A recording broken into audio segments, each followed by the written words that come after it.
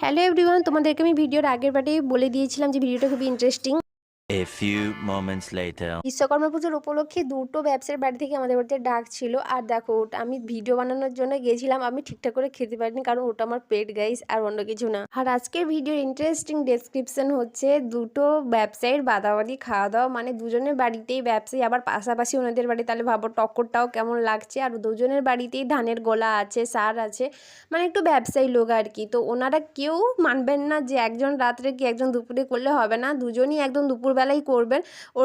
ওই জন্য দুজনের বাড়ি থেকে ডাক এসেছিলো, আর কোনো কিছু করার নেই। আর আমি ভিডিও করার জন্য গিয়েছিলাম ওখানে খাওয়া দাওয়া শেষ করতে, তারপর জয়দেব জেঠুর বাড়িতে এলাম। আর জয়দেব জেঠুর বাড়িতে ছাদের উপর খাওয়া দাওয়া হয়েছিল, ওই জন্য ওখানে একটা কাঠের একটা সিঁড়ি করে দিয়েছিলেন। আর দেখো এইদিকে মাছের টকটা জাস্ট ওয়াও হয়েছিল, মানে মাছের টকটা সত্যি খুবই ভালো হয়েছিল। আর দেখো আমি আইসক্রিম নিয়ে বাড়িতে চলে এলাম, আর দেখাবে নেক্সট ভিডিওতে।